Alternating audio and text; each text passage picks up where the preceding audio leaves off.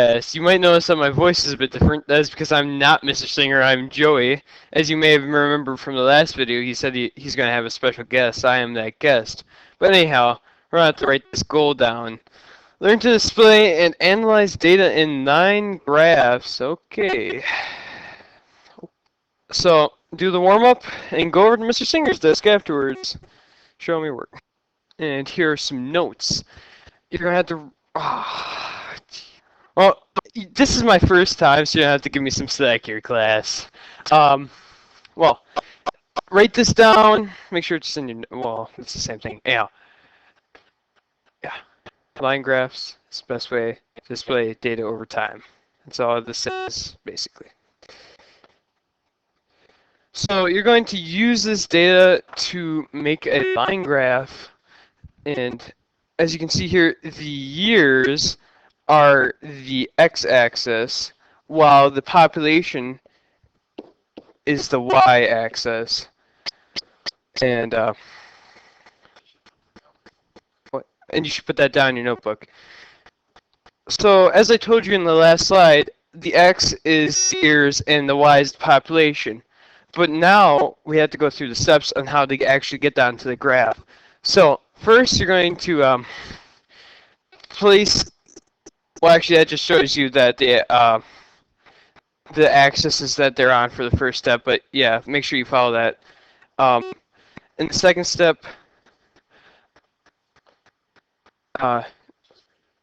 determine an appropriate scale for an interval for each axis. And that means pretty much just estimate what you're going to have to go up by. And in this case, it'd be thousands. And on the bottom of the years, it just are the years that they gave you. And so that brings us to step 3, which is mark the points on the graph where the x and the y meet. And then, of course, make sure you title your graph with the appropriate titles. Okay, so now I want you to practice. And so just use this data shown here to make a line graph, and I'll be back with an example. Okay, now I have the example for you as I promised. I know my handwriting's a bit shaky, but it's fine. Well, as you can see, I got all the dots in the correct place. And then here, actually, I'll just make a point here. I kind of eyeballed it since it wasn't directly on. As you can see, it's 2,750, and it would have gone away from what I'm going up by for students. And so I just kind of eyeballed, and this is very rough, but yeah. And if you got this right, you can go ahead and fist bump your neighbor. So now we're going to have you analyze this graph and answer all the questions. Well, I actually misspoke. They have the answers for you, so you're not going to write them down. But I will talk you through how they got these answers. So, for number A, in which year did the CDs cost the most? It says 2002, and obviously you can see that it's the farthest down the graph, and you can see that it's the highest. But just because it's the farthest down does not mean that it's always the highest. It can move up and down on line graph. And then for B, about how much did the CDs cost in 2002? 15. You can see that because of where the X and the Y line up. It's right on where 15 is in 2002. And so that's how you find B. And for C, the CD prices increase or decrease from 1999 through 2002. Well, you can just analyze the graph quickly, see that it started in 1999, look at 2002, you see that the graph went up, and there's your increase. That's all. Okay, well, here you are. Time for you to practice, and I'll be back with the answers in a little bit. Okay, and I'm back. And here are the answers. So let's first look at number 2. In which year did the most students participate in the science fair? and that's 2005. If you look on the graph, you can see a clear spike on the year of 2005. You can see that it goes down and up again.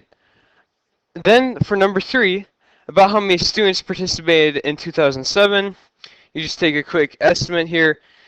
2007, you see that goes up, you see the dot, and then you see that's like in between 100, 150. Now, if you know your math, you'll know that in between 100 and 150, about halfway, is 125, half of 50. Actually, 25 is half of 50, not 125. But, And number 4, did the number of students increase or decrease from 2005 to 2006? As you can see, it was a massive decrease from 2005 to 2006. It's like steep. Mount Everest steep. Anyhow.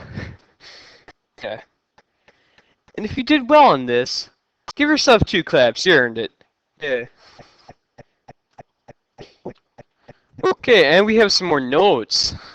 We have line graphs that display 2 sets of data are called double line graphs, and that's all you need to write down. And that's it. Now we're on to example. I'm going to talk you through this real quick. And this is about stock prices. And as you may or may not know, America pretty much runs on stocks, but that's for a different time in a different class? No. Yeah, in a different class. Okay. So as you can see, we have 2 different corporations that you'd be investing stocks in. And we have the number of years the stock prices went up for that company, so how much stocks cost to invest into. And this is pretty much just well, of course it's a table. Okay, and so this table just describes of how the stocks in that company have changed. And as you can see, Corporation A has been going up since 1985, and that'd be a good thing for the investors, because in the stock market, you want to buy low and sell high to make money. And for Corporation B, it probably would not be the best to invest in, because you'd be losing money from 1985 to 2000. Anyhow, on to the next slide. Okay, so this is actually the example worked out along with the steps. Well, for step 1, you have to determine an appropriate scale and interval, just like last time with the bar graphs, and pretty much all graphs. As you can see here, they just were going up by tens. And so, step 2, mark a point for each corporation A value and connect the points. Oh, mark a point for each corporation A value, yeah, that makes sense, and connect the points. Then, mark a point for each corporation B value and connect the points. It's pretty much the same thing as corporation A. That'd go for anything. And then for step 4, title the graph and label it as always. And of course, don't forget this to put this in your notes, because I almost forgot to tell you. Anyhow. So here you are. Practice 3. You're going to do this on your own. Make your own double bar graph.